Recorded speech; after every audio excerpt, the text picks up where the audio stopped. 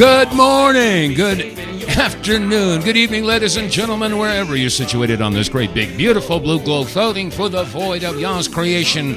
TGIF, it's Friday. It's October 10th, 2025. These are the WTF reports, and as always, holding the legacy media's feet to the fire because you won't be trusted anymore. All right, welcome to the Friday edition of the WTF Reports. I'm your host, Dave vonKleist, and this broadcast is brought to you in part by the Wave Watch. And I didn't mention that yesterday, but there's more and more people that are using the Wave Watch, and well, they should. And as a matter of fact, Dr. Brian Ardis is using it. And I'll play a little piece of his discussion on the Wave Watch maybe a little bit later on in the program. But if you haven't checked out the Wave Watch, it's a Rife machine you wear on your wrist. Now, Royal Raymond Rife knew about frequencies, and that was hinted upon, of course, by Nikola Tesla, who said frequency is everything. And Royal Rife picked that idea up and ran with it and figured out how to make a Rife machine. Well, that technology was suppressed for many, many years, but it has been rediscovered and resurrected, and now you can have a Rife machine that you wear on your wrist. So visit our website, TheWTFReports.com, and check out the Wave Watch. Once you've done a little bit of research, you'll get it, you'll understand, and and if you decide to get one, use the promo code REDPILL100. You'll save $100 on a Wave Watch. So, anyway, that said, today is October 10th, and it is somewhat of an anniversary. It's somewhat of a milestone in my personal life, because on October 10th, there was a young Army medic by the name of Michael New. And on October 10th of 1995, he did something standing up for his Constitution, and he was court-martialed for it. And I remember when I heard about this, I was shocked, I was dismayed, I was pissed off, and somewhat emotional about it. And this is when I was at WATR AM 1320 in Waterbury, Connecticut, and I was put in touch with Michael New's father, Daniel New. And I interviewed Daniel, and he basically gave the he gave the thumbnail sketch at what had happened to his son. Now, Michael was homeschooled. Yeah, he knew his stuff. Daniel knew his stuff. And Michael also studied the UCMJ, the Uniform Code of Military Justice. And he knew what his duties and responsibilities are as a member of the United States military. And what had happened is that one day he was given an order to put on a new uniform. And this new uniform was a little bit different than the uniform that he was accustomed to wearing. And just so you know, according to the Uniform Code of Military Justice, when you're in uniform, your right shoulder shows seniority. In other words, you should have a United States flag. If you're a United States service member, then the United States flag would be on your right shoulder, and on your left shoulder is the unit, represents, what unit that you're in. That's the way it's supposed to be. Well, on this particular day, he was given a uniform, and the right shoulder had a UN patch. Whoa, wait a second. Wait a minute. He says, I didn't sign up to the UN. I'm not a UN soldier. I didn't swear an oath to the UN Charter. I swore an oath to the United States Constitution, and if I wear that uniform, I will be in violation of the UCMJ, and therefore I can't wear it. So he directly defied the order of his commanding officer, and he said, no, I won't put on this blue uniform. No, I'm not going to do it. I'm putting on my military greens. And so that day when they assembled the troops, he was the only one wearing his military greens, and for his efforts, he was court-martialed. And anyway, there was. I figured I want to mark this particular anniversary because this is what inspired me to become a patriotic balladeer. I mean, I'd been a musician all my life, but I was never political. I'd never written political songs.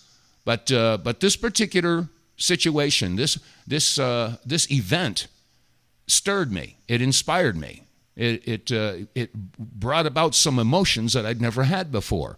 And at the time, I was my day job, when I wasn't at the radio station, that was in the late afternoon, evening. But in the mornings, I was out there pounding nails. I was working with a carpenter crew. And when I took my morning coffee the next morning after interviewing Daniel New, I picked up a scrap piece of 2x4 and my carpenter's pencil, and all of a sudden I had a massive lyric that came to me. And I wrote it on this piece of 2x4, believe it or not. And when I got home, after working all day in the carpenter's, wearing my carpenter's hat, I picked up my guitar, and the chords just came. And so that evening, when I went down to the radio station to do my show, I contacted Daniel New. Like I said, I'd had him on the previous day as a guest on my program. And I called him back. I said, hey, Daniel, you got to come back on again. I have something for you. So anyway, I brought him on, and I played the song. I'd gone into the studio earlier and recorded it. And anyway, he was moved. So this basically began a friendship that has been holding together for all these years. And I just wanted to review that particular thing. Here's a little piece. Here's a little snippet of Daniel New. Again, this is Michael New's father. The president or the executive branch is now in control of our military in direct violation of the Constitution. The Constitution is in the process of being destroyed. And if Congress and the executive branch cannot regain control of the military, then the American sovereignty is about to be dissolved under the United Nations. And you know, they don't teach that in school anymore.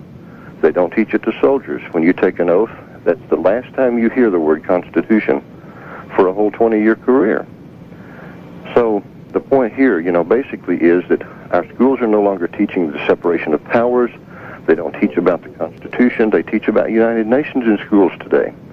Unfortunately, there is no constitutional basis for being there, and it's just the principle of the thing. He says, if I take an oath to the United Nations, well, then I'll serve the United Nations. But since I took an oath to be an American, how can you force me to be a United Nations citizen? Do you see what we're saying here? Mm-hmm. Yeah. Anyway, that's Daniel New, Michael New's father, and basically he was sounding the alarm, as many others have been doing for years, that we are losing our sovereignty. The United States is its own country and shouldn't be taking its marching orders from some other international organization, especially the United Nations. And I think, a lot of the listeners out there would agree with President Trump when he says he wants to pull out of the WHO. I agree. And I think he ought to pull out of the UN, too. We've been screaming about that for 25 years, Anyway, this is the song that I'd written to dedicate to Michael New, and I basically gave the song to Daniel to use as a fundraiser. And doggone, wouldn't you know, a few weeks later, the New York Times was doing a story about the plight of Michael New, and they actually mentioned a patch of green in a sea of blue, which is the title of this song.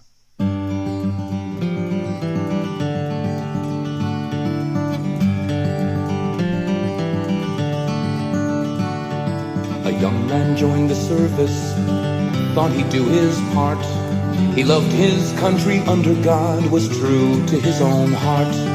He knew he'd get an education, discipline, and growth. He had no hesitation when he gave his solemn oath. He gave a solemn oath. To my God and country, from now until the end, it's the Constitution I swear I will defend. Foreign or domestic, these last three words ring true. I'm defending my country. My name is Michael New. My name is Michael New.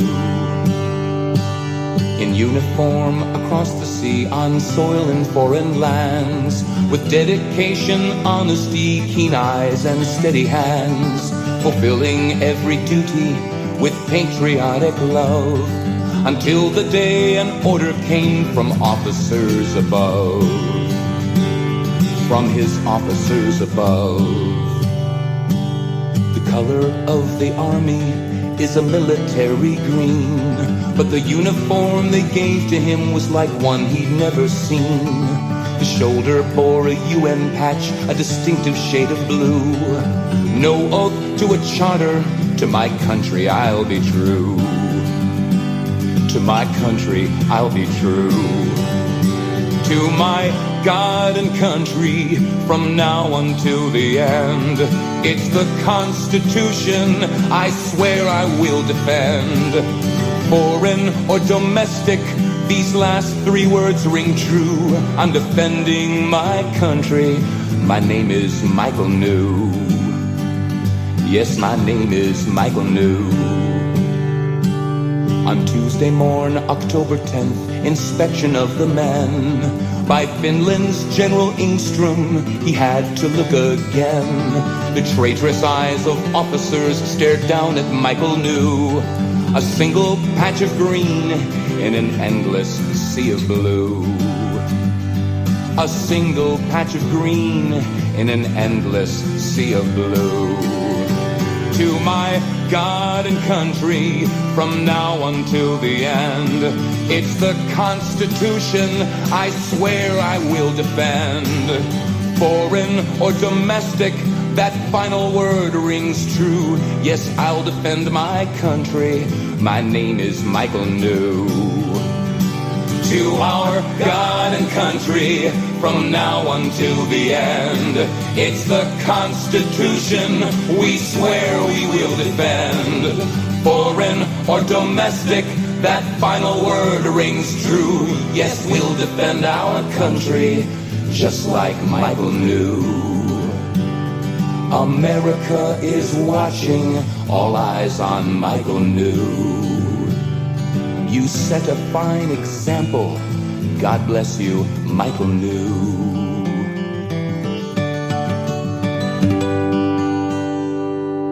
Well, there you have it. That's the Ballad of Michael New, a patch of green in a sea of blue. And yeah, that was 25 years ago. Oh my gosh, time goes by. But yeah, that kicked off an entire flood of patriotic music that I started to write. And I don't know how that happened. The switch got flipped, and I don't know, God smacked me upside the head. And I just started doing all these songs about patriotism because of what had transpired on this day 25 years ago. So, Michael New, I salute you. And Daniel, you done good. You raised a good kid. So anyway, I just wanted to share that because this is somewhat of an anniversary in my personal life. And I just wanted to share that with you because I think that maybe Michael New was several decades ahead of himself, ahead of his time, I should say. And because now everybody is taking a look at these international organizations and saying, wait a second, why are we members of an organization that's trying to take over our country? I mean, the WHO, Tedros, and all the people he's plugged into, of course, Bill Gates and yada, yada, they all want to basically make rules and laws and proclaim that they have the power to supersede our government. That ain't going to happen. I'm sorry. And for them to even think that is kind of scary. So anyway, okay, we got a caller, and I didn't even give out the phone number. Okay, hello, caller. Welcome to the Friday show. This is Dave. Who are you? Hi, this is Cynthia in California. Hello, Cynthia. How are you, my dear? Pretty good. My phone, the Samsung, won't let me put your number in and call it. Huh. I have to manually enter it. I had it entered previously as Scott Adams' voicemail. But this automatically changed it where it can't be automatically dialed. But anyway, if Mr. New is still alive and with us on this planet, why don't we hook him up to G.R. Mobley, and there is a petition already prepared. Mm-hmm. Would be great if you could put the petition on your website so people could go there and download it, but also invite him to tour veterans organizations and promote the use of that petition to demand, you start at the county level and demand that they insist that the state legislatures do their job and get us out of the UN and any other treaty. The state legislatures actually have the ability to recall members of Congress by asserting there's a violation of the oath of office. Yeah. Well, that's sort of in line with the Brunson case that's sort of percolating at the Supreme Court right now, because our members of Congress were derelict of duty. So, and they basically shirked their responsibility as members of Congress, and so it's a similar situation. And by the way, yes, I have spoken with Daniel, I would say a month or two ago, and I did call him this morning and left a message. I wanted to see if I could have him join me on the program, but I haven't heard back from him. So anyway, maybe that'll happen maybe sometime next week. Well, take a look at reclaimingtherepublic.org at the petitions. It's the second 002 petition about out of any treaty that violates the U.S. sovereignty, which the UN treaty actually does violate it. Right. And if we can get someone like Daniel New behind it and get him invited on a tour, the fundraise to get him the resources to get around and to help lead each group into approaching their county representatives that they want the Constitution obeyed and that they have a violation of the oath of office if they don't. They're supposed to be representing us so that we don't individually have to petition Congress. The county supervisors are petitioning the state legislatures and demanding that they do their job and demand that Congress withdraw us. Well, let me see if I can get in touch with Daniel. And if you could, let me see, I'm just looking. Yeah, you've got my email. Yeah, I see. I just checked here. Yeah, you just, explosive, the federal government buys all sorts of medical and psychiatric drugs, blah, blah, blah. Okay, yeah, I got that. Yeah, drop me an email with a link to the petition, and we'll take a look at it, and I'll get it over to Daniel, and we'll talk. We'll talk, okay? I have trouble pulling that kind of thing off of G.R. Mobley's site, and I'm wondering if it's my... Israel has an overwhelming lobby over the... But I have trouble getting the link to post. Okay. Elsewhere. All right, so well... I end up just idle. All right, well, I'll tell you what, like I said, send me a link. We'll take a look at it. Okay, thanks. All right, Cynthia, thank you so much. All right, bye-bye. Okay, take care, bye. All right. Yeah, and by the way, if you want to join the conversation here, it is Friday, so we usually have open lines Friday. You want to give a call, bring something belly up to the telephone bar.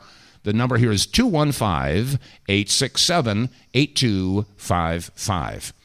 Okay, moving on into other realms. It looks like people are not trusting what's going on. I mean, we've been hearing about this peace deal now, and the hostages are going to be released. And, of course, the hostages that Hamas has been holding, they said they had 48 hostages, and they want all of them returned, whether they're dead or alive. They want, if they've deceased, they want their bodies back, and I understand that. But up until today, I hadn't heard anything at all about releasing all of the Palestinian hostages. Now, of course, Israelis call them Palestinian prisoners, as if they'd committed some sort of a crime. But and maybe some of them did.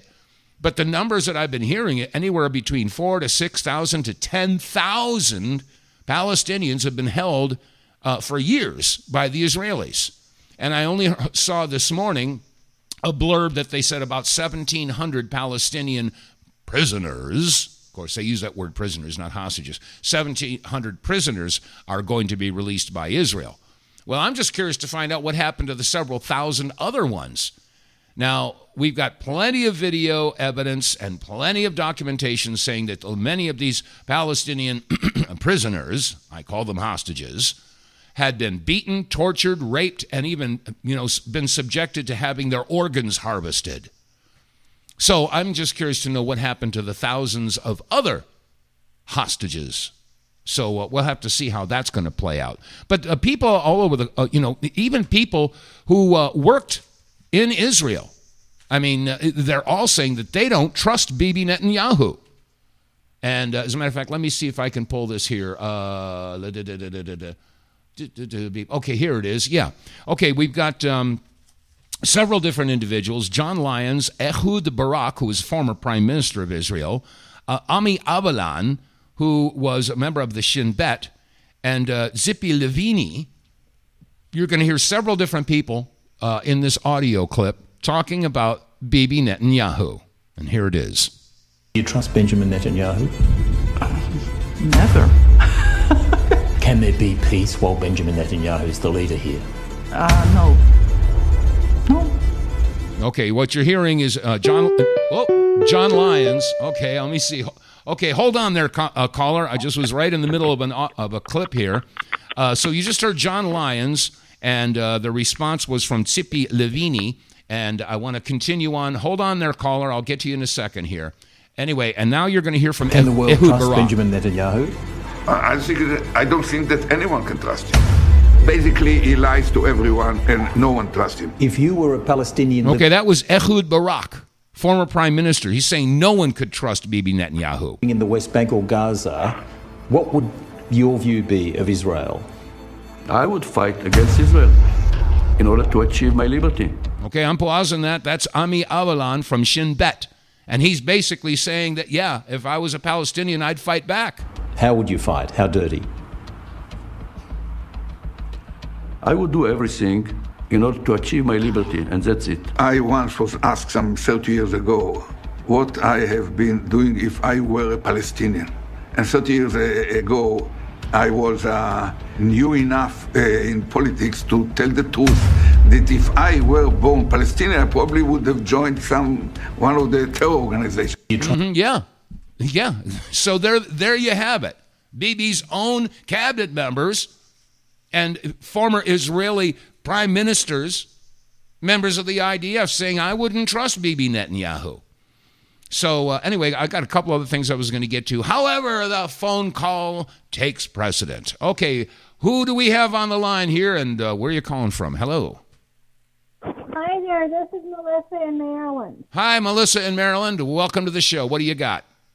Are you not going to keep me on hold for 15 or 20 minutes like they do on terrestrial radio? No, you're on the air right now. When you called in, I was just playing a clip. You're not on hold. You're on the air. Okay. All right. Okay, listen, can you get a little closer to your microphone? Sounds like you're on the other side of the room. No, I'm... Anyway, I'll see what I can do to adjust the volume. Oh, that's much better, much better. Okay. You suggested that I call in on Friday about this stuff. Yes, I did. It's Friday. Yeah. First of all, I want to tell everybody, and then I'll make my comments that I intended to make. Mm-hmm. It's been a while since we have added states to the U.S. I believe that the last time we did it was Alaska and Hawaii, that those were the two last states that were added. Yeah, that was 1958, I believe that was. Yeah, a while ago. So, like maybe, there's a considerable part of the population that doesn't even remember that. So what I'm getting at is that is one way to address the frustrations that you have with your state, is to just flat out start a new state. But what I will say is that there's no recognition on the Congress website for states that have formed and have not been admitted into the U.S., and it's kind of like the Congress does not want us to know that that's an option. Mm-hmm. But if you're frustrated with your state, one of the options is to just start a new state, because the U.S. is not capped at 50 states. It's just been decades since we exercised the option and added a new state. So I just want that should be, aware of and worked into the discussions, is that you don't have to stick with your state if you feel like, with the ways of regress that you have, if you don't feel like you're making progress, it might be time to just start a new state. Oh, yeah. Okay. Well, there's been a lot of conversation. I mean, 20 years ago, there was a movement in Texas where they just basically wanted to say, well, look, we're going to separate from the United States. We're going to, claim our own independence. And there was some... And a state has a way of doing that also. If it's fed up and frustrated with the U.S., it can also remove itself from the Union. Right. And then there's also been, for years people are saying maybe Puerto Rico, I mean, that's a U.S. territory. Maybe Puerto Rico ought to become another state. Maybe that could be the 51st state. And, of course, now they're talking about Canada, and the province of Alberta is thinking about, flipping the middle finger to Ottawa and saying, look, we don't want to be part of the Canadian Union anymore. Maybe we should become the 51st state of the United States. And so I don't know. That's still on the back burner. I don't know if that's going to happen. But there are a lot of folks up there in Alberta that have had it up to their eyeballs with the totalitarian dictatorship that's been coming out of Ottawa. So, and besides, Alberta is the economic powerhouse of Canada. That's where all the oil and everything comes from. They got the best economy of all the provinces. Okay, the other thing that I wanted to mention, the two things that I wanted to discuss were the currency and the photo IDs. Do you have a sufficient explanation about why our photo IDs have to include a lot of information about us, and why our photo IDs are not just limited to a picture of ourselves and our name, and that's it? Why does it have the height, the weight, the address, why all the information? Why not just basic information for a photo ID? Do you have a sufficient response to that? Well, I think identification has evolved through the decades. Driver's licenses, when you're asking for permission to do something that's your right, I mean, that's a whole different can of worms.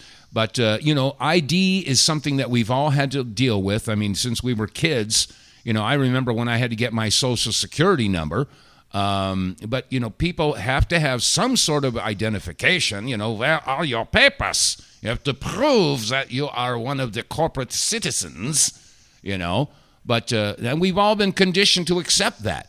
Now, how far that's going to go, yes, I understand, your name, your address, your height, your weight. So they know who you are if you get pulled over by the police. But now they want to have chips in your ID card, and that has all kinds of information in it. So where do you draw the line? Of course, now they're pushing for the microchip to be inserted in your hand or your forehead, and then they've got what was it? Albert Bourla from Pfizer. And he's on the record. I've got an audio clip in here someplace where he's talking about they have injectable IDs. So, these are, you stick your... No, thank you. I don't think so either. But the point is that they have nanotechnology. Have to decline. Yes. Yeah, really. I think we all know what that leads to, And they're saying, what is the Antichrist, or who is the Antichrist? Hey, the Antichrist could be the beast itself, could be the computer system, the AI. I mean, if we're all going to be chipped and we're all going to be plugged into, the Internet of Things, I mean, that could very well be the beast. Okay, maybe the Antichrist isn't a person. Maybe it's AI. Maybe it's the computer system. That would certainly fit the description.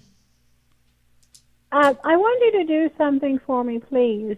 I'm not able to listen to every day, and I don't think anybody listens every day. But what I'd like you to do, please, speaking of nanotechnology and whatever, pills, injectables, things like that, what I'm interested in knowing is, I am interested in knowing if it becomes legal to slip something into your prescription.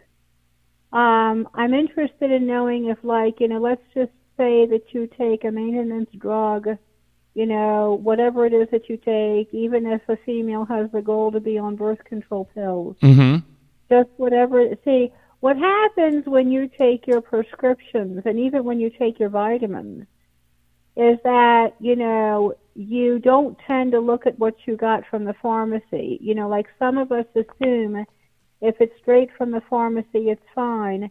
and they take their pills without looking at them, and that's the end of it. And it seems to me that if they wanted to slip you something, if they wanted to slip something into your prescription, a pill or whatever it is that they wanted you to take, and maybe you wouldn't consent to it. I wouldn't put it past them. They're probably already doing it. That they would just tell the pharmacy that this needs to be inserted, in every prescription, and then they put an extra pill in there, and you take it without even looking at it because it's straight from the pharmacy. So I'm not sure when and if that's going to start, but I am concerned about it, and I'd like, to know about it if it's, going on, and what it is and what the purpose of it is, because, I'm not sure if that's going to be a way to get everybody vaccinated, or if that's, going to be a nano chip that comes with the prescription. I'm not sure, but we need to know about that if it happens, because some of us just go straight from the pill to the mouth, and we don't look at it because, why look at it? Well, I get what you're saying. Well, I hate to bring you bad news, but my gut is telling me that they've already done that. We've been talking about smart dust for years. As a matter of fact, I wrote a song years ago. About it's called "Another Day, a Cloudless Sky," and in that was, like I said, I wrote that almost 20 years ago, and it has to do with nanotechnology, smart dust, nanobots. Okay, and they've also, like I was just saying, Albert Bourla was talking about a pill that you could swallow, and that's going to monitor everything. So yes, I wouldn't put it past them. We've got several different doctors that have been screaming from the rooftops about this mRNA technology, and they're saying that it's in every single vaccine now. I mean, every vaccine you want. Hey, come on down to the local grocery store. We got free flu vaccines, and these people go up there and they stick out their arms and they get a flu shot, and you don't know what's in that shot. That may have the technology in it. They've already said that the mRNA technology is in every vaccine. So, hey, okay, you're going to get those lipid particles and the graphene oxide and all the other gobbledygook that they're throwing in there, and you don't even know. So, yeah, I wouldn't put it past them. Maybe they're going to put one of those chips in one of the pills that you're taking for your diabetes or for your high blood pressure or for your headache or whatever. So I don't know. I don't trust them as far as I could throw a Greyhound bus. So. Okay, well, just the other thing that I wanted to mention is that, the currency itself is an issue because we have debt-based currency. Right. And, the currency is its own issue. It doesn't have to be combined with the cost of living or with inflation or with taxes. It doesn't have to be combined with anything else. When you have a debt-based currency, and, one of the sicknesses of our economy is the currency. It's it's debt based, and coins are constitutional, but the Federal Reserve notes are not. And so we needed to keep the discussion about the currency itself going because it's its own separate issue. Yeah. And it doesn't need I happen to think that the cost of living itself is a population control item, because one of the reasons that people think that they can't afford to have larger families is because of the cost of living. So I happen to think that the economy is itself population control. Absolutely. Very good observation. Very good observation. You're right.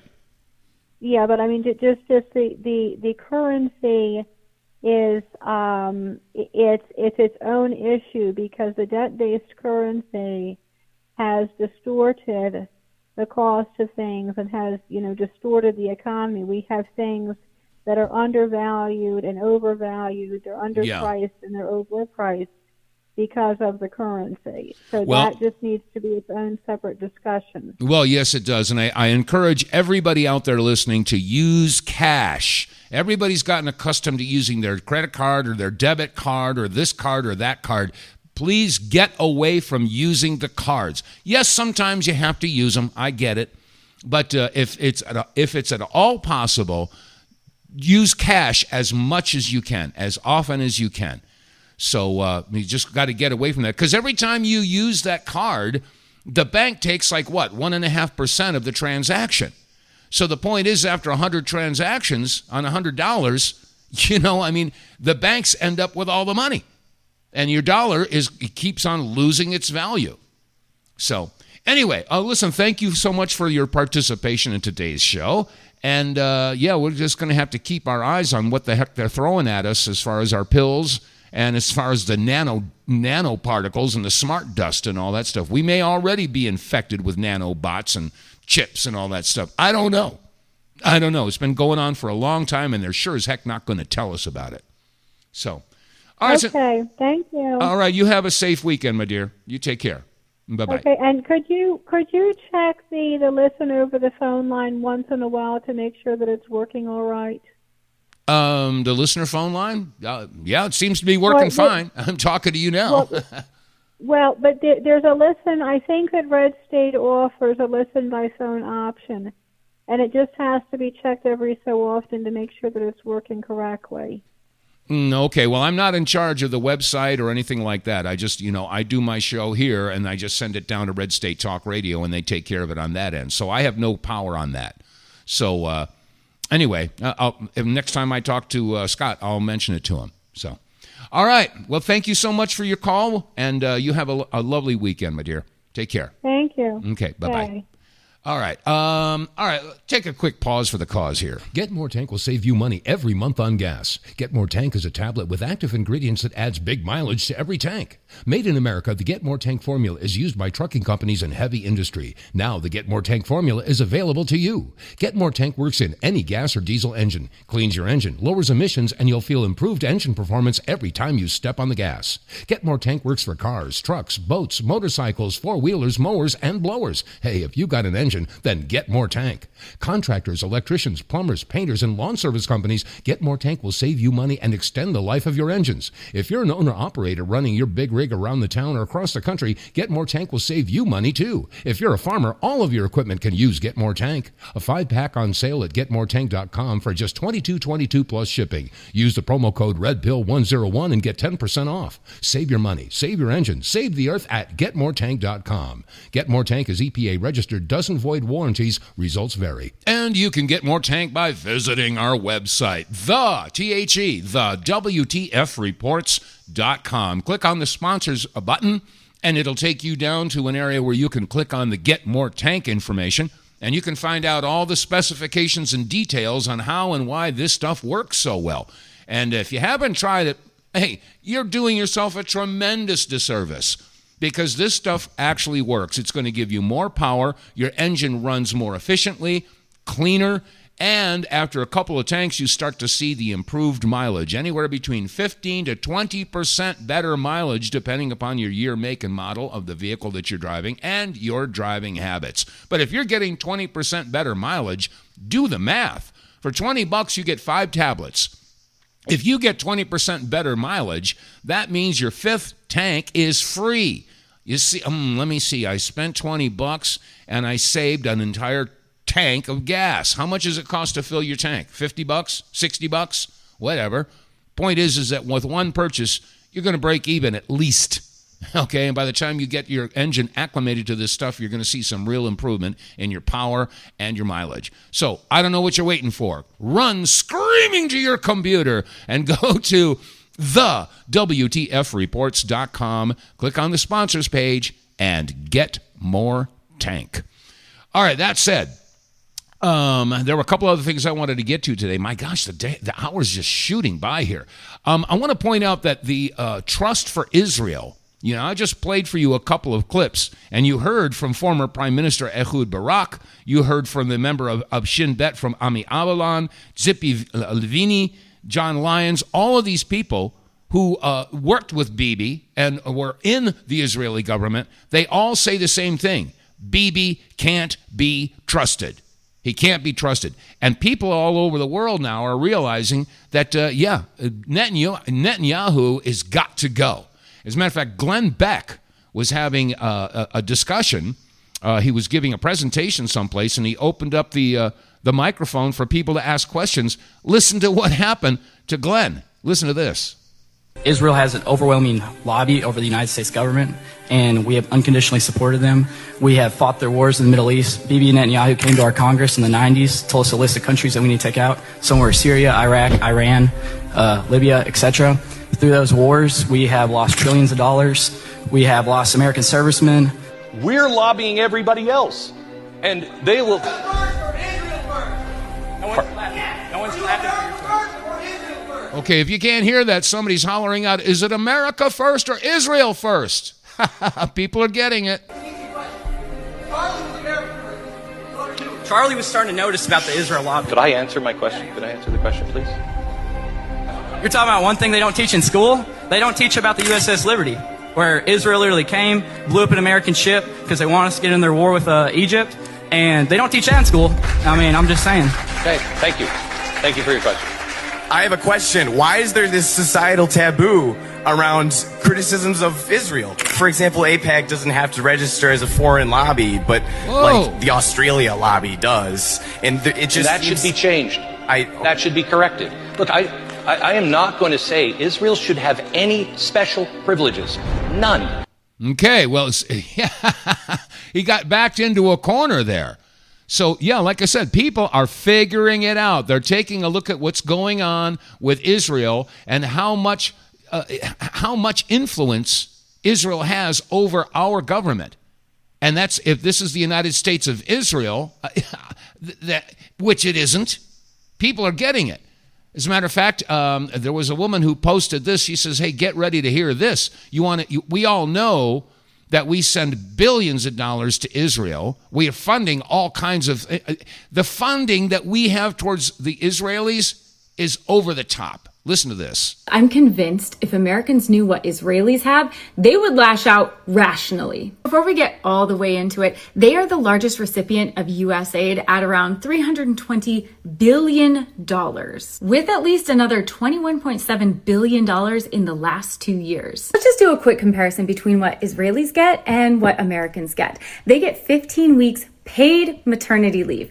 We get 0. They also get bed rest benefits. So let's say you're pregnant, you need to be on bed rest, you'll get paid for that. In the United States, no, you won't. And they also have universal health care in Israel. We do not have that in the United States. Plus, once you have a baby, they just give you money. You get a birth grant just for having a baby. As an American, can you even imagine just being handed $600 for having a baby? Instead of, paying ridiculous amounts of money. And these are numbers from 2017, so it's significantly more expensive now. But if you're Israeli, everything about your hospitalization is paid for. And if you're lucky enough to have twins, they're just giving you $3,000. And then you also get paid every month just for having a kid. If you have one kid, you get $618 a year, but the average Israeli family has 3 kids. They're getting $2,100 a year.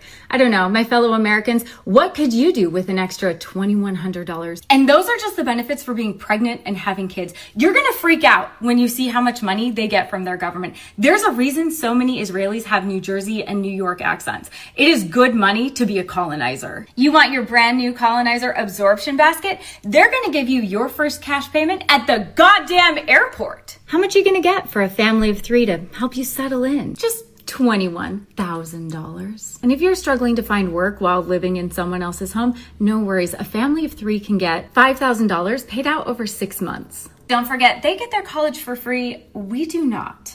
I haven't even gotten to how much their rent is subsidized. You're going to be so upset. But I wanted to remind you that as Americans, we are subsidizing them to the tune of about $11 billion a year. I don't know, it kind of seems like they can afford their own goddamn bombs. We don't have any of those benefits, and our leaders keep saying we can't afford those benefits, but somehow we keep having money to give it to them. Isn't that something? Did you know that? Did you know that that's how much money that we as taxpayers are sending over there? Now, we all know that they get the free health care and they get free education and all that, but I didn't know that they get all these extra bonuses for having kids and moving there and getting their housing subsidized. We're funding that. Why are we funding that? And people are, people are losing trust in not just, you just heard some clips about how the people in Israel don't trust Bibi Netanyahu, but, they're losing trust in their own government in the United States of Israel. Here's a little clip from Tucker Carlson talking about trust of Bibi Netanyahu. I think Bibi is completely evil and completely destructive. And he's hurting the United States, and he's destroying his own country, and I think he imperils the world. Okay, so I think that clearly they're going to try and blow up Al-Aqsa Mosque. I believe that. On the Temple Mount to build a third temple, and then you've got global war. So, like, he's a threat. But am I madder at him or Lindsey Graham? It's not even close. I was going to mention... Bibi Netanyahu is a foreigner, and he's trying to do what he thinks he should do for himself and his country. I get that. What's Lindsey Graham's excuse? What's Ted Cruz's excuse? Ted Cruz says right into the camera, I was elected, my main goal was to help Israel. I came into Congress with the stated intention of being the leading defender of Israel in the United States Senate. Right. And I've worked every day to do that. Really? When Ted Cruz How could you get elected on a platform So in which you say publicly, my main goal is to help another country? This is deranged. Where's our self-respect? That's treason. I don't even think about it. I'm not interested. I'm very interested in how American leaders could betray their own country. And that is exactly right. Betrayal of your own country. When will people start to recognize this? When will people see all of these elected officials who have dedicated their lives to defending Israel above the United States? I mean, I could go back. I mean, I got plenty of archives here of Chuck Schumer and Nancy Pelosi basically saying, yes, I will forever be a servant of Israel. And remember that Ilhan Omar said basically the same thing. She was going to be forever a servant of Somalia, but she got called on the carpet by Marjorie Taylor Greene. Say, look, you can't say that you're dedicated to another country if you're serving, in Congress. So if you're Ilhan Omar, you get attacked. But if you're Ted Cruz or Lindsey Graham or anybody else saying that they're basically going to stand for Israel first, you get a free pass on that. I don't know. Now listen, there's another thing going on. A part of this peace deal that Trump has orchestrated, and of course he's being seen as a hero all over the world. And now they're saying that he could get the Pulitzer, the Peace Prize. But it could be a trap. Yeah, remember in Star Wars, it's a trap. Yeah, it could be a trap because they're going to send a couple hundred U.S. troops over there to help clear out and disarm Hamas. What could possibly go wrong? Listen to this. We've got some breaking bad news this evening, everybody, as the Associated Press is reporting that the Trump administration is going to send around 200 U.S. troops to Gaza to aid in so-called peacekeeping activities amid this ceasefire deal that we all knew from the beginning was too good to be true. U.S. boots on the ground in Gaza. And guess what? Phase 2 of this peace deal includes disarming Hamas. How's that going to affect U.S. troops who are on the ground? Are they going to be going door to door, disarming members of Hamas, confiscating firearms, confronting people who refuse to stand down? Who knows? But U.S. boots are going to be on the ground in Gaza. This has been the goal of the Israelis the entire time. Suck the United States in and go on their conquest of Greater Israel. Start filling in that map, start expanding their borders, and now they're going to have U.S. troops there. What do you want to bet? They run a false flag, blow up a bunch of Americans, and pull us into war. That could happen. It could very well happen because, they've been talking about the plan for Greater Israel for years. All you got to do is do a Google search. Don't even use Google. Go use Brave or DuckDuckGo or something, Screw Google. But anyway, do your own search. Just type in Greater Israel and look for images. You'll see Bibi Netanyahu holding up a map showing you that his intention is to take over large parts of the Middle East. And they've been talking about this for years, and nobody says anything about it. That's crazy. If you put up a map of the Greater Israel now, that's Syria, that's the entirety of Lebanon, it's the entirety of Jordan, it's any Palestinian land, it's a nice chunk of Saudi Arabia, it's a nice chunk of Iraq, and it's a nice chunk of Egypt. From the Nile to the Euphrates. Israel's got to be the only country, right, on the planet where the Prime Minister, who is actively carrying out a genocide on live TV, can come out and say that he's very much connected to, spiritually, to a mission and a vision of a project that will steal the land of 7 other nations, and no one says anything. Yeah, no one says anything. And by the way, I should remind you that the day that Charlie Kirk was assassinated, the entire world was focused on that. And while everybody was distracted, Netanyahu was bombing 7 countries. Yes, I want a peace. He says he wants peace. He wants peace. Yeah, I want a piece of Jordan. I want a piece of Egypt. I want a piece of Saudi Arabia. Yeah, that's what it's about. But anyway, boy, we're coming down into the closing minutes of the Friday show, and I have one more clip that I would like to share with you. And I don't know about you, but have you sensed that there's something wrong? Have you noticed that time is moving very quickly? And the weeks are shooting by. It's not like it was, several years ago. It's just things feel different. People's attitudes are different. And so I have a clip here from a guy that's basically saying, what's going on? What's happening? The world feels different. And here it is. So I'm just asking a question to see if it's just me, but have you noticed things have really sped up? In other words, days are going by quick, months are going by quick, years are going by extremely quick. And have you also noticed how angry people are these days? Have you noticed how no one wants to go out and do things anymore? Have you noticed holidays, everybody dreads them? I remember in the days when, man, everybody was looking forward to Christmas and everybody was looking forward to meeting with, their relatives. Now people don't even want to be around their relatives. They barely want to be around their spouses. What's going on? The food doesn't taste the same. Fun isn't the same. Just not looking forward to anything anymore. A lot of people, call in sick on a regular basis. They just want to lay in bed, Is it just me? I don't think so, because I talk to a lot of people and they feel the same.